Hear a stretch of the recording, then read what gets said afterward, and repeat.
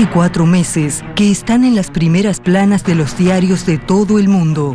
Imágenes inimaginables en estos días inundaron las redes sociales.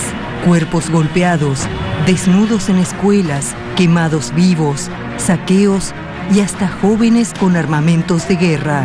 Una ola de violencia atacó a una nación que por años disfrutó de la mayor paz en toda Centroamérica. Un nuevo intento de la derecha por derrocar a los gobiernos progresistas de nuestra región electos por el pueblo. Luego de hablar con muchos, hemos logrado obtener su testimonio. El presidente de Nicaragua, Daniel Ortega, en exclusiva para Telesur.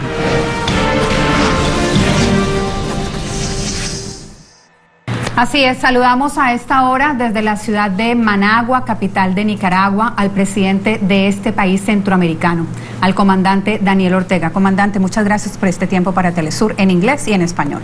Gracias, Patricia. ¿Cómo llega a Nicaragua una situación como la que se ha vivido en los últimos 3 meses? ¿Cómo le pasa esto a la revolución sandinista?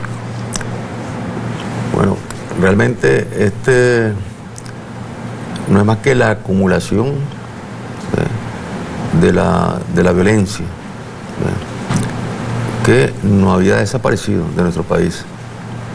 Es decir, aquí alcanzamos la paz y luego en el periodo del 90 al 2017 que tuvimos otros gobiernos, o sea, nosotros entregamos el gobierno en el año 1990 después de las elecciones, los gobiernos que llegaron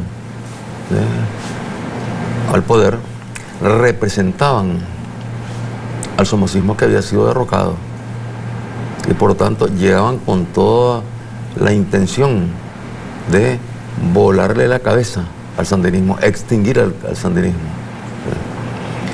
Y eso hizo que cada elección a la que nos tocó ir durante esos 17 años, fuimos a 3 elecciones, ahí se unían todos los grandes grupos económicos, venían los representantes del gobierno norteamericano a decirle al pueblo que no había que votar por el frente porque volvería la guerra con los Estados Unidos, a sembrar el temor en la población. Y mientras tanto, grupos extremistas que habían sido de la contra, que no entendían la paz ni entendían la reconciliación, bueno, se movilizaban en el campo, asesinando sandinistas. Y hubo muchos asesinatos de sandinistas durante todo ese periodo. Y el ejército pues hacía su rol, ¿no? Cuando como controlar estas bandas armadas y que asesinaban también familias campesinas simplemente porque no se prestaban a brindar el apoyo que ellos querían. Y fueron cayendo también estos grupos que les llamamos delincuenciales, fueron cayendo en vínculos con el narcotráfico que opera en las zonas fronterizas y presentándose sí, siempre como luchadores por la libertad, buscando cómo desaparecer al sandinismo. Es decir, no les bastaba tener el gobierno, sino que querían extinguir al sandinismo. Y cuando nosotros logramos llegar de nuevo al gobierno en el año 2007, estos grupos cobraron mayor relevancia ya, a tal grado que los medios de prensa de la derecha los empezaron a destacar como luchadores por la libertad.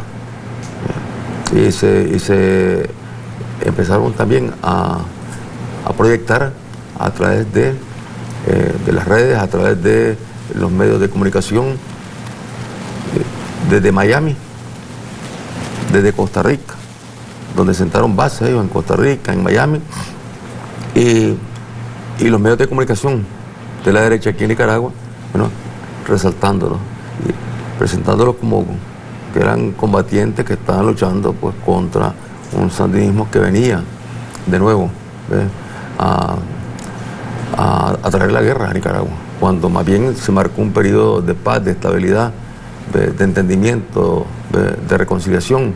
Pero a pesar de eso, se mantenían vivas esas bases de lo que fue el somocismo, de lo que fue la contra.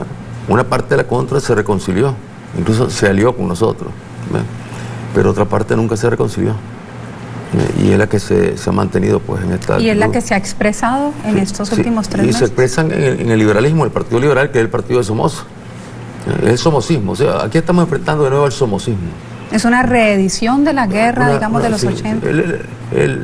Así es, en unas circunstancias donde ellos empezaron a organizar estos grupos, empezaron a asesinar en el campo, no solamente a sandinistas, sino también a atacar a la policía. Pequeñas unidades de policía en el campo, las tomaban, mataban a los policías, los asesinaban. Y luego cuando la policía actuaba y lograba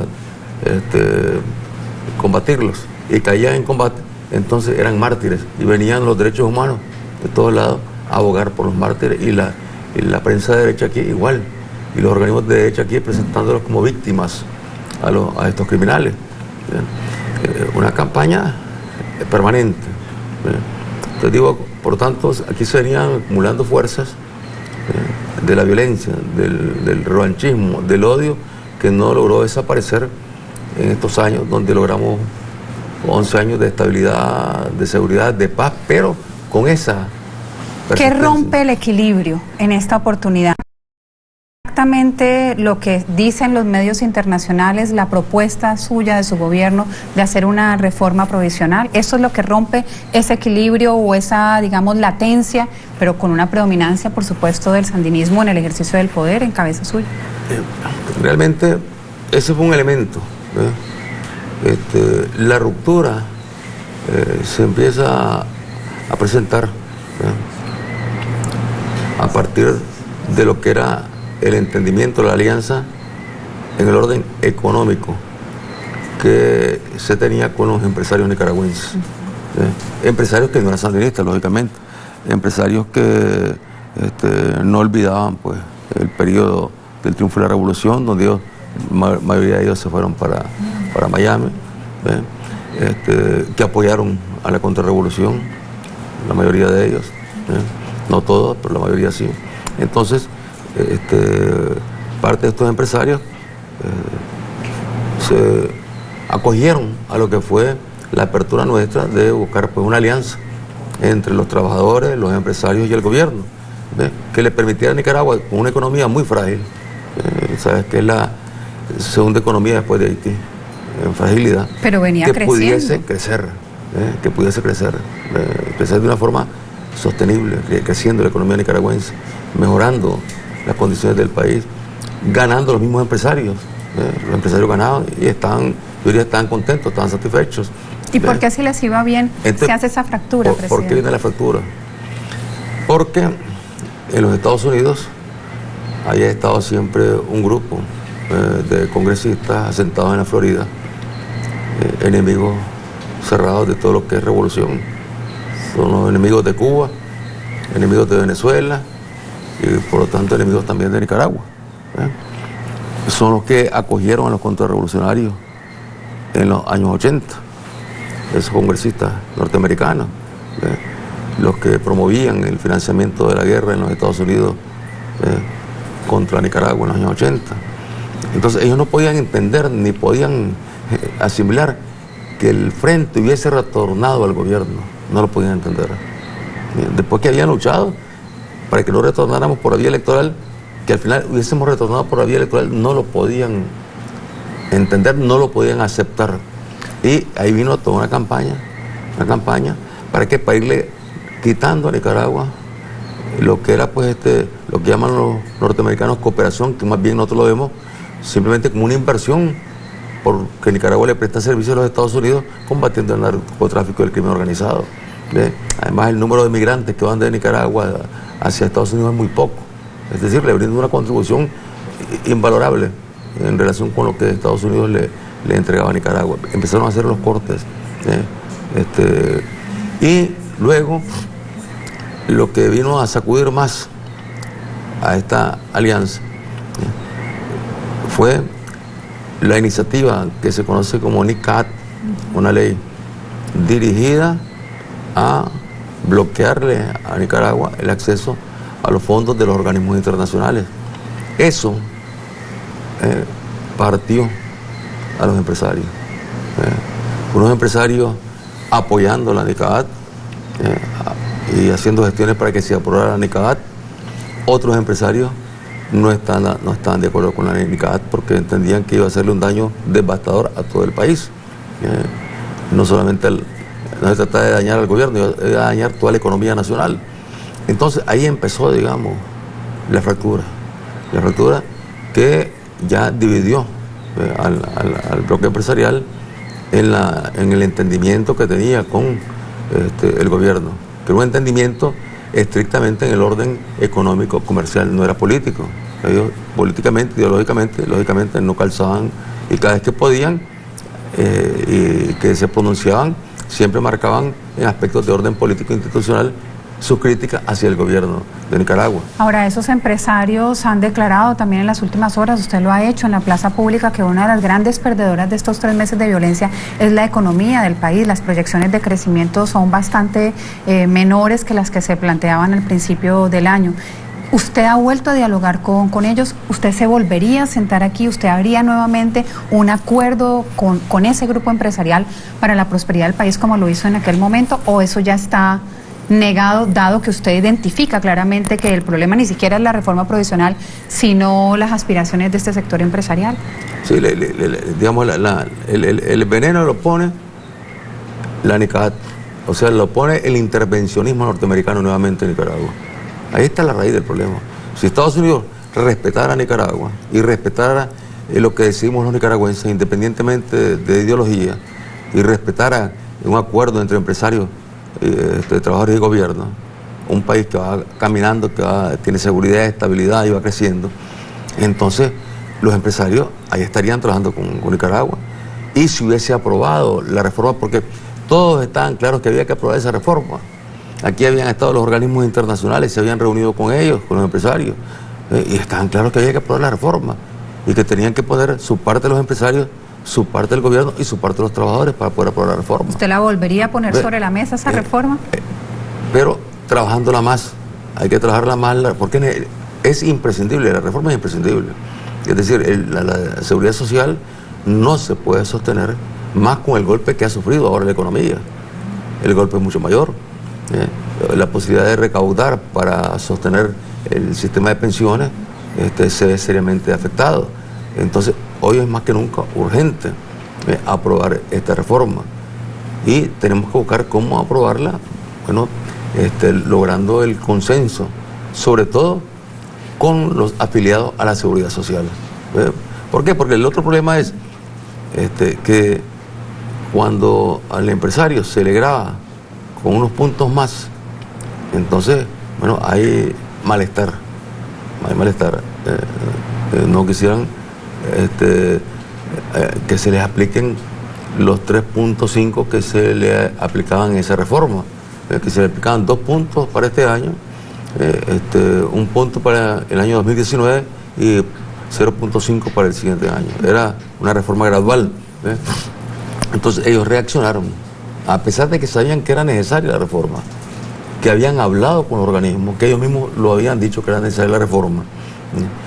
Pero cuando ya viene la reforma, entonces ellos se lanzan contra la reforma. Y ese fue, digamos, como la señal para que se reactivara un plan que ya venía caminando y que había retomado fuerza este plan semanas antes, cuando se incendió una reserva, la reserva de Indio Maíz. Ahí empezaron ya el plan en grande, ya con todos los recursos que les venía brindando Estados Unidos, organismos de los Estados Unidos, preparando gente, preparando cuadros. ¿Usted lo vio venir, comandante? ¿Usted vio venir esta situación a la que se ha enfrentado? Cuando lo de Indio Maíz, realmente nosotros estamos seriamente preocupados, porque empezó el movimiento, empezaron en las redes a movilizar opinión pública, un tema muy sensible, lógicamente, la naturaleza, el medio ambiente, y culpando al gobierno por el incendio. Y lo convierten inmediatamente, como esta conspiración tiene redes internacionales y tienen marcas ya internacionales, entonces inmediatamente aparece la marca a nivel global.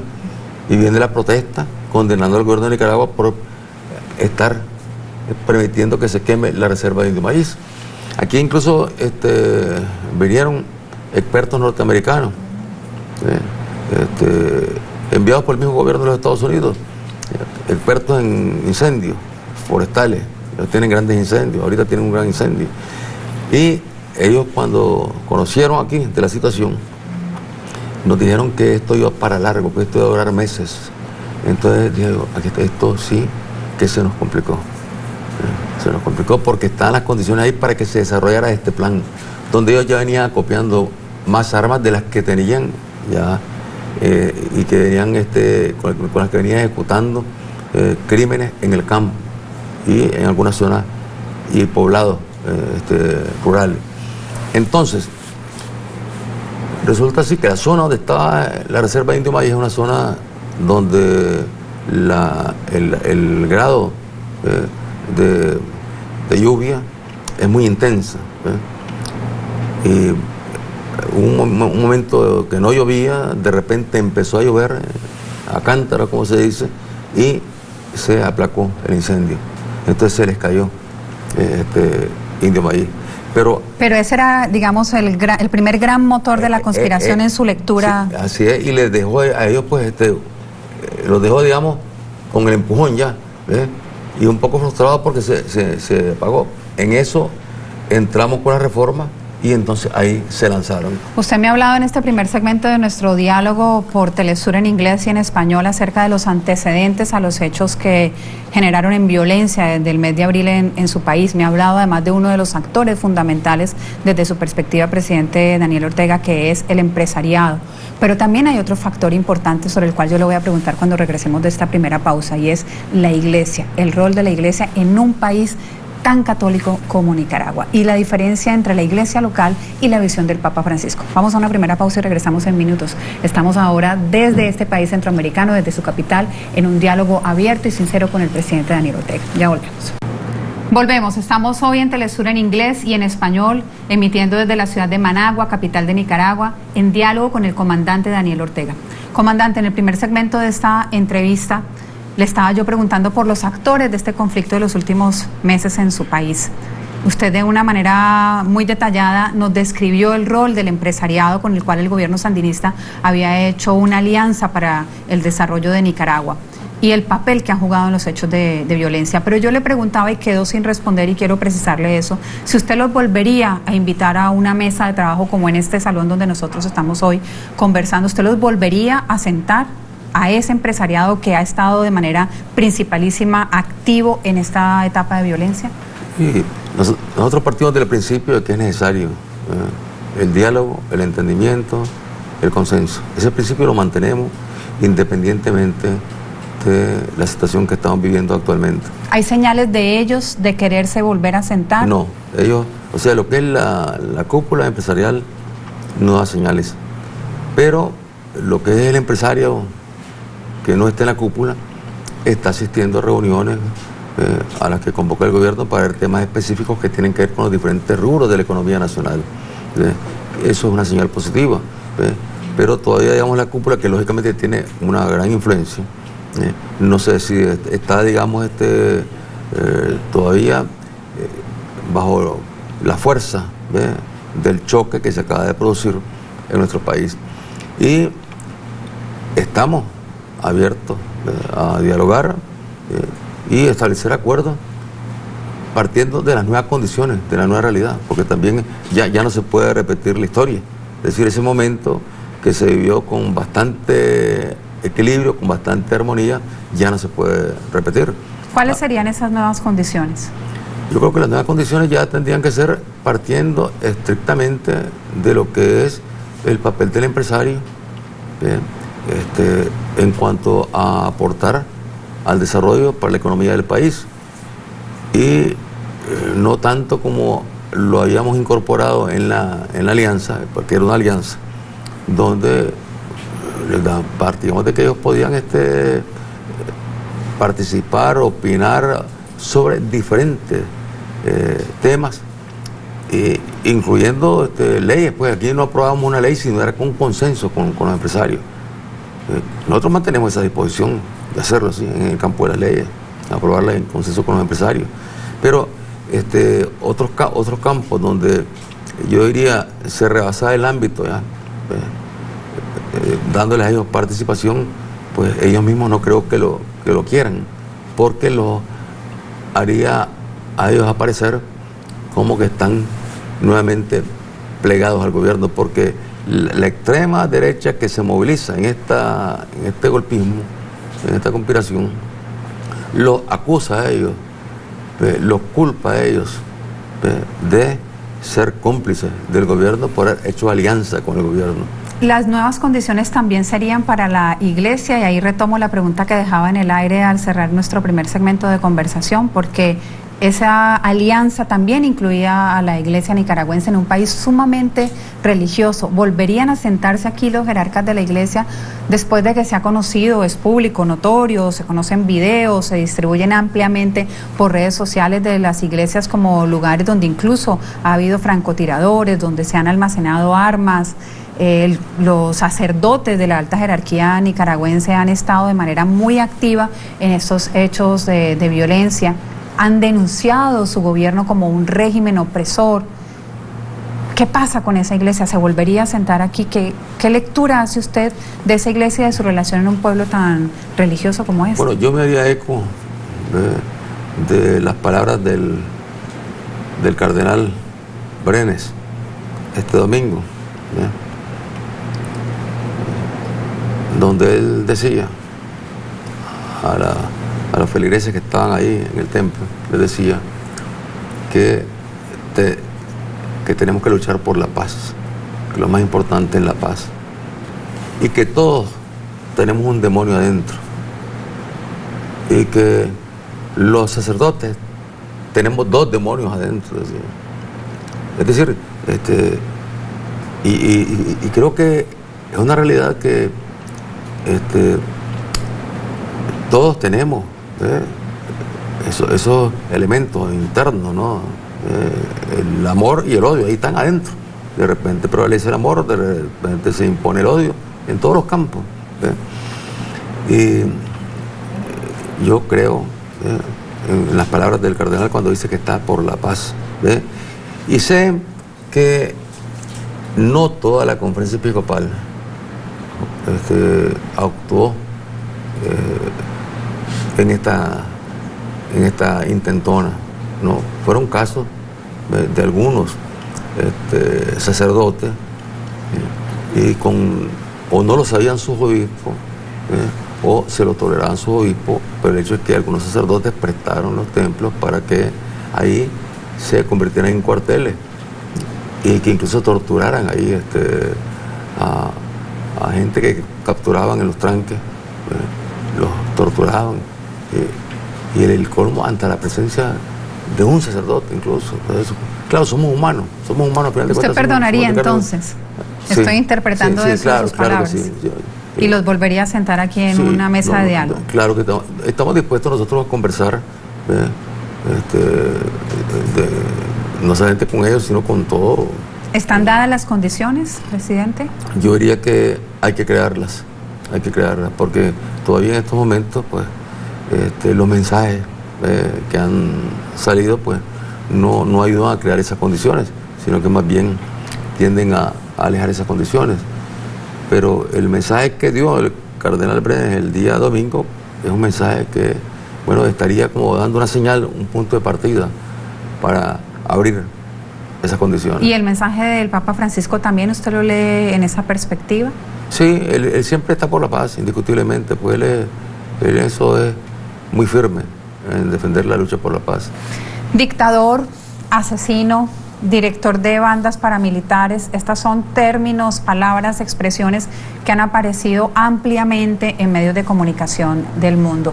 Yo quiero preguntarle directamente, presidente Ortega, ¿ha el gobierno de Nicaragua patrocinado grupos paramilitares para perseguir a la población, que es el lead de las noticias que inundan los medios?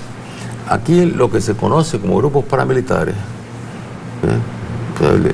ya sabemos lo que significa pues el concepto de grupo paramilitar, pues a qué se vincula. Pero en nuestra realidad, cuando se habla de grupos paramilitares, hay que hablar de estos grupos que te vengo mencionando, que se han venido organizando desde hace años ya, y que tomaron más fuerza a partir del 2007, asesinando campesinos, asesinando soldados, asesinando policías, cayendo muchos de ellos también en combate con la policía o con el ejército, presentándolo a la derecha como patriotas a estos delincuentes. Es decir, estas son las bandas que podría llamar paramilitares en Nicaragua,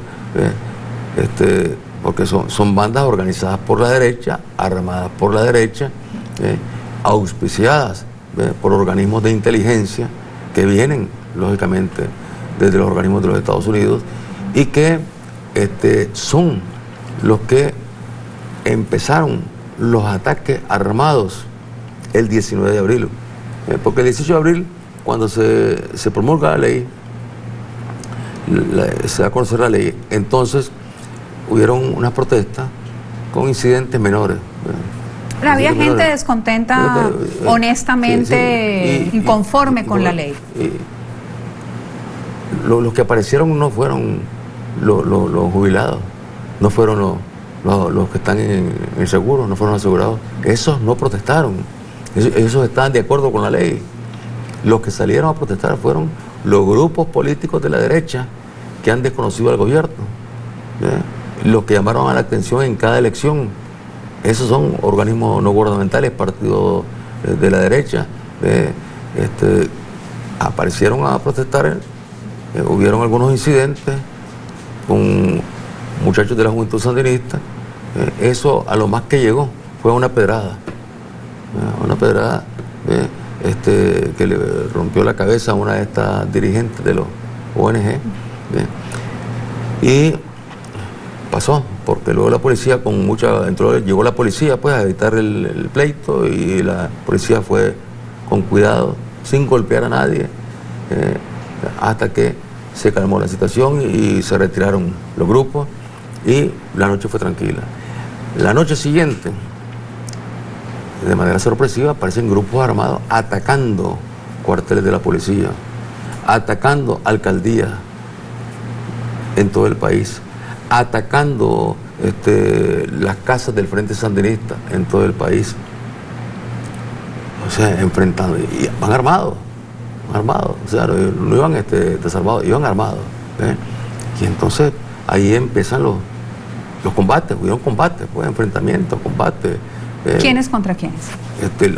La derecha golpista, en su expresión, digamos, militar, atacando a las autoridades como la policía y atacando a las autoridades locales donde gobierna el Frente Sandinista. Lógicamente no iban a atacar una alcaldía donde gobierna la derecha, sino atacando las alcaldías donde gobierna el Frente Sandinista para buscar cómo tomárselas. Pero como se venían a venir los ataques, también se habían atrincherado compañeros en las alcaldías, y ahí peleando, defendiéndose, incluso ataques con fusiles AK, atacando a la alcaldía. Si le entiendo bien, su gobierno no ha financiado ni patrocinado grupos paramilitares. ¿Esa sería su respuesta ante esa cantidad de titulares que hoy están en los distintos medios del mundo entero? Es que si aquí vamos a hablar de paramilitares, lo único que hay paramilitar son estos grupos de la derecha, que son grupos que, digamos, que yo diría, hago la figura, ¿no? Tenemos las Fuerzas Armadas, Ejército, Policía, que son fuerzas constitucionales, y a la par unas fuerzas clandestinas armadas, que son las que se han convertido en el instrumento de muerte del golpe de la derecha. Hay muchos jóvenes en algunas de esas movilizaciones violentas. Yo he visto fotografías, videos de muchachos con armas hechizas. ¿Usted había identificado esto antes de estos meses de violencia? ¿Se podía anticipar que había entrenamiento de jóvenes? ¿Lo ha sorprendido? Y le pregunto de una vez, comandante, estas imágenes en muchos casos son muy similares a las vividas durante las épocas denominadas guarimbas en Venezuela. También hay símbolos similares. Hay un muchacho que toca el violín en Managua como un muchacho que toca el violín en Caracas, y hay una muchacha que grita en medio de ataques supuestos de autoridades nicaragüenses diciendo estoy luchando por mi país, por la democracia en mi país, como lo gritaba una muchacha en Maidán en Ucrania o lo gritaba una muchacha en Altamira en una plaza venezolana. ¿Hay similitudes a esto? Y le pregunto por el elemento joven de esta... Hay similitudes, y no solamente similitudes que sean espontáneas, simplemente aquí ha habido una preparación, ha habido preparación, ha habido financiamiento para esa preparación, ¿para qué? Para trasladar las experiencias de esos otros países donde se han producido este tipo de golpes, trasladarlas a Nicaragua. E incluso aquí han venido de Venezuela, han venido venezolanos, de los que han participado en la guarimba, de los que son expertos en el manejo de redes sociales, a trasladar esa experiencia aquí. Y han viajado también jóvenes financiados por agencias de los Estados Unidos, han viajado a Venezuela, como han viajado a los Estados Unidos, para asimilar una mayor experiencia. Ahora, en cuanto a lo que son estos muchachos más jóvenes, hay algunos que son estudiantes indiscutiblemente, pero otros que no son estudiantes. Estos son las pandillas de gente empobrecida que ha estado aquí en Nicaragua, y le hemos venido, digamos, trabajando para que vayan dejando la violencia y se vayan incorporando con la familia al trabajo, al estudio. Entonces se venía trabajando con estas pandillas. O sea, pandillas han habido en Nicaragua todo el tiempo. Durante estos 11 años se hizo un trabajo con las pandillas.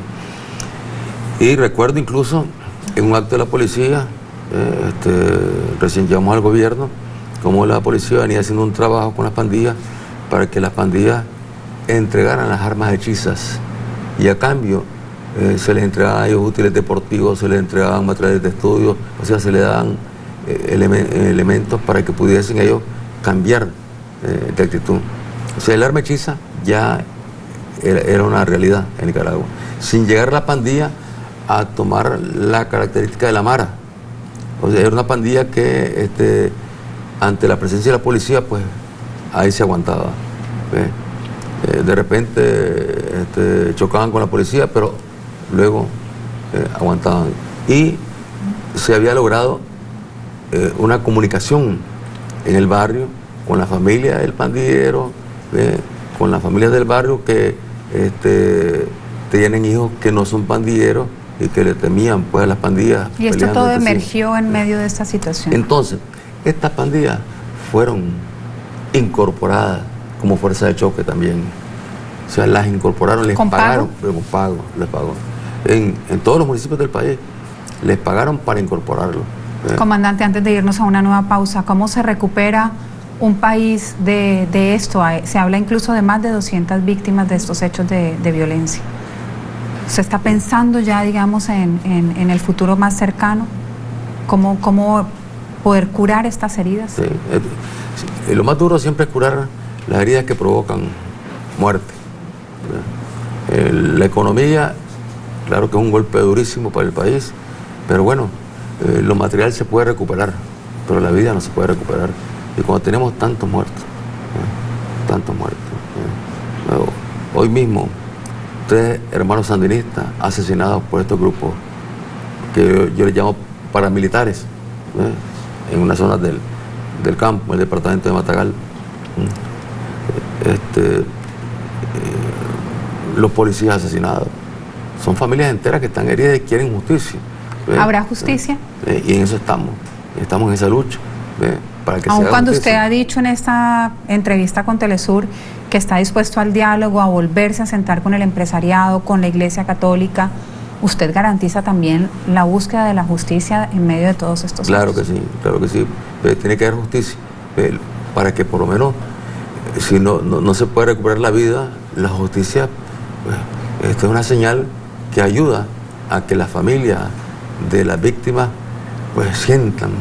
¿Y si se llegase a comprobar que hubo exceso de funcionarios públicos involucrados en algunos de los hechos de violencia, ¿usted garantiza esa misma justicia? Es pareja, la justicia es pareja. Claro que sí, la justicia es pareja. Vamos a hacer una nueva pausa. Sí. Estamos con el comandante Daniel Ortega en este diálogo en Telesur desde la capital centroamericana. Volvemos para preguntarle por un elemento que nos parece estructural en estos meses de crisis y es la visión geopolítica. ¿Quién lo está ocasionando, pero también cómo salir de esto? Ya volvemos.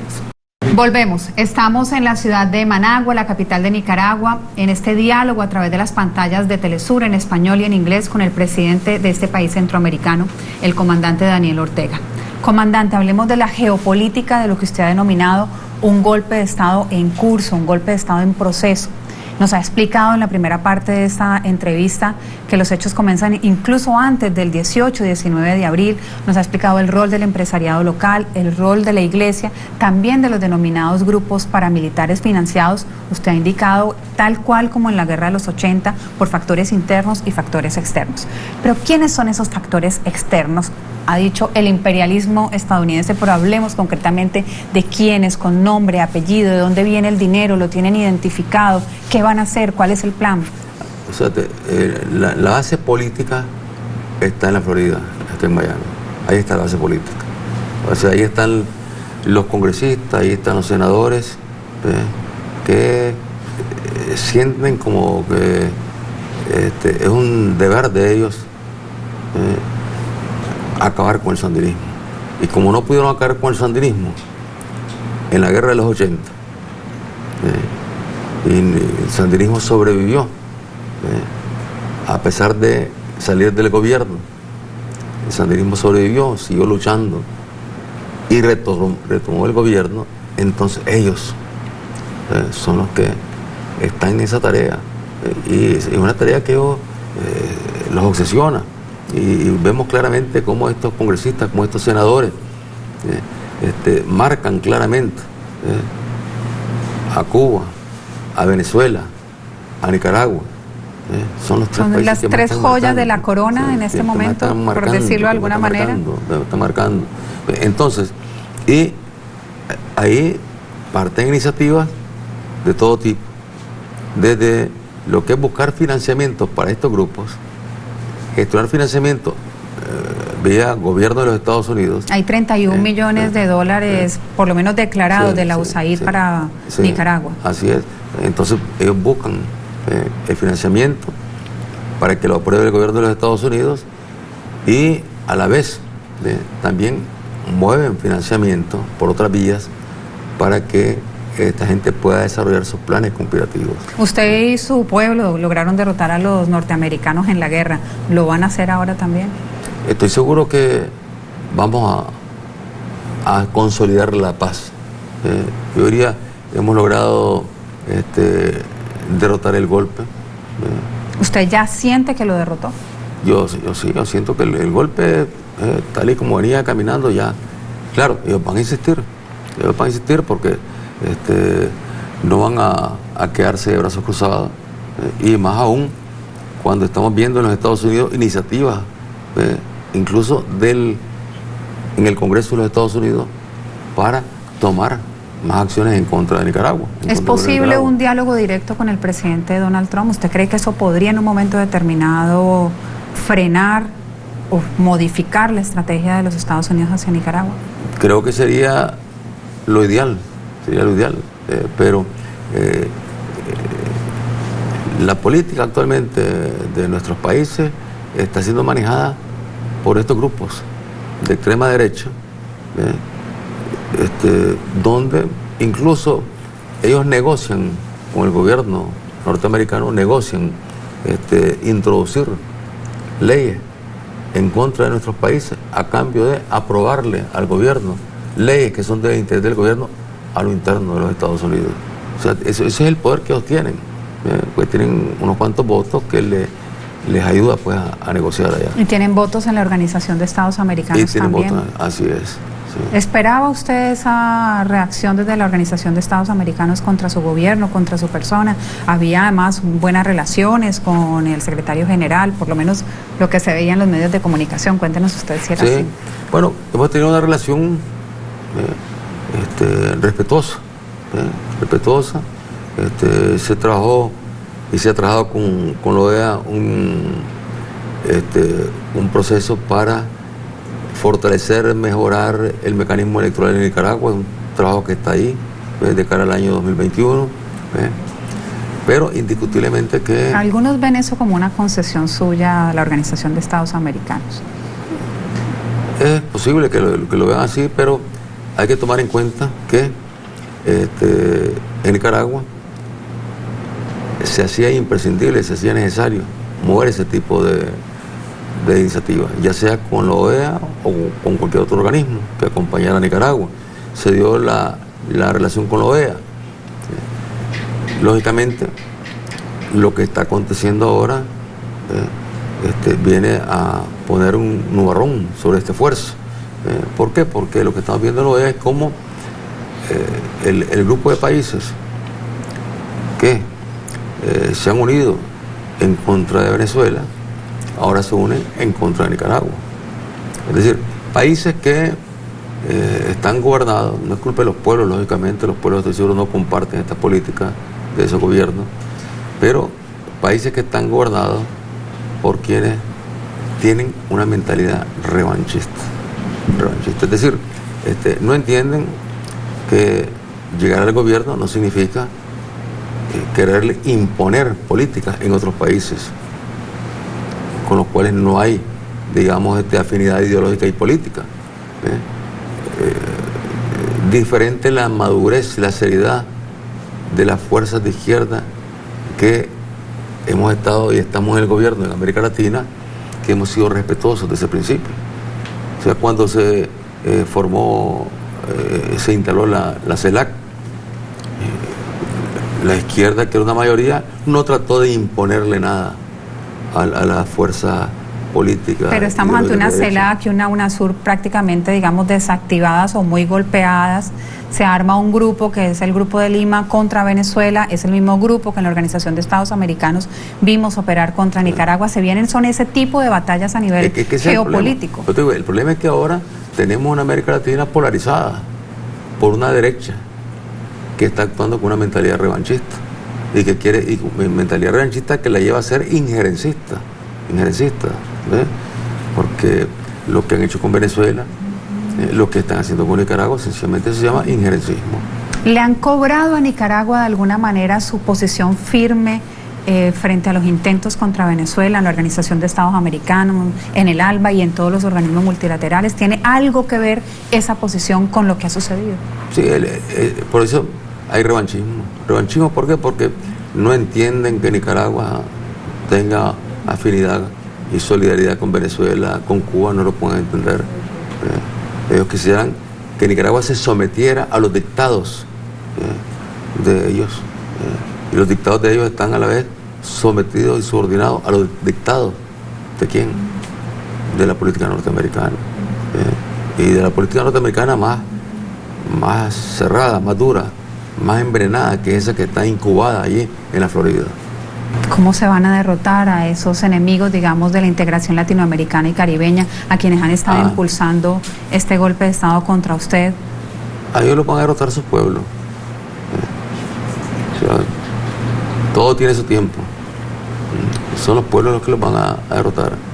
En la medida que sus pueblos los derroten, entonces ellos vamos a tener gobiernos, independientemente de su ideología, que serán gobiernos más respetuosos, más amantes de la integración latinoamericana y caribeña, o sea, que piensen de una manera realmente constructiva en beneficio de todos. ¿Hay diálogo con estos gobiernos o ese diálogo está cerrado en este momento? Tenemos relaciones normales, ¿no? Relaciones normales, pero en este campo no tenemos más que contradicciones profundas, lógicamente, porque estamos chocando con ellos ahí en la OEA. Hay algunas voces otrora sandinistas o que se dicen ser sandinistas sobre las cuales yo quisiera preguntarle, presidente, comandante, que son una referencia en el mundo entero de Nicaragua y que ahora han sido muy escuchadas y son hipercríticas con usted, con su gobierno, incluso con la vicepresidenta del país. Le hablo, por ejemplo, del poeta Ernesto Cardenal, de quienes integran el movimiento de renovación sandinista. ¿Qué les diría a ustedes a ellos si los tuvieran frente a lo que dicen justamente de su gobierno, de su accionar, no solamente en esta crisis, pero fundamentalmente en esta crisis? Bueno, ellos tienen bastante espacio en los medios. Lo que ellos están diciendo no es nuevo. No. Lo vienen repitiendo desde hace años. ¿Desde cuándo? Cuando decidieron separarse del Frente Sandinista. ¿Han sido claves en esta etapa del golpe o no les da a usted ese error? Digamos, les ayudan a hacer vocería, a hacer campaña en contra de Nicaragua. Le ayudan a los golpistas, lógicamente, ¿ves? Al sumarse a esas campañas, ¿ves? Pero realmente ellos se habían separado del Frente Sandinista después del 90. Es decir, mientras estuvimos en el gobierno, ninguno de ellos se separó. Estaban en sus cargos y no se separaban, ahí estaban. Salimos del gobierno, entonces se separaron y empezaron a hablar mal del gobierno sandinista de los años 80, a lavarse las manos, no tuve nada que ver con aquello, y a ser crítico cuando ellos habían sido parte de ese proceso. Entonces, ahí se formó ese movimiento que terminó girando hacia la derecha y aliado y respaldando a los candidatos de la derecha en las elecciones nacionales. O sea, esa es la mejor prueba que podemos tener de ellos. Es decir, ellos dejaron de ser sandinistas hace un buen tiempo. Pero son estas voces las que escuchan y han generado declaraciones como de Pablo Iglesias de Podemos en España, el expresidente Pepe Mujica. Usted las ha leído, el intelectual chileno Manuel Cabieses. ¿Podría responderles a través de esta entrevista con Telesur a ellos que son líderes, digamos, de estos movimientos progresistas en el mundo y que claramente están entendiendo la situación nicaragüense de otra forma? Bueno, tengo que respetarle, su punto de vista, su opinión, que es una opinión que me parece que está partiendo de la amistad. ¿Por qué? Porque lógicamente intelectuales son amigos, se conocen y entonces se hacen eco de lo que dice uno, inmediatamente se hace eco el otro. Así lo veo, de simple, ¿no? Entonces ahí es muy difícil que se pueda entender. Y yo lo único que podría decir es que si conocieran un poco más de lo que ha pasado en Nicaragua, de la historia de Nicaragua, de lo que estoy señalando, que ellos se fueron del Frente Sandinista después de la pérdida electoral. Antes no se fueron.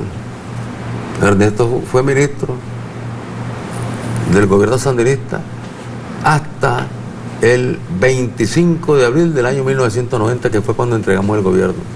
Antes no se fue. Antes él era muy radical, muy defensor del gobierno sandinista.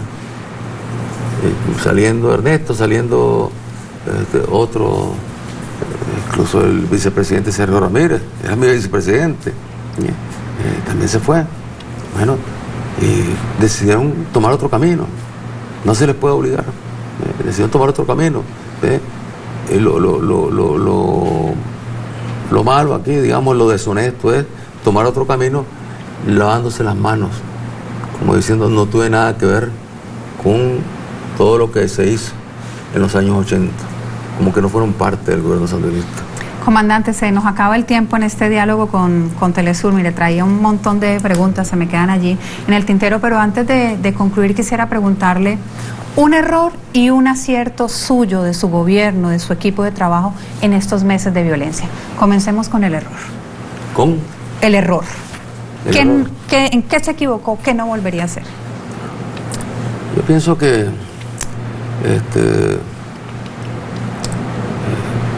los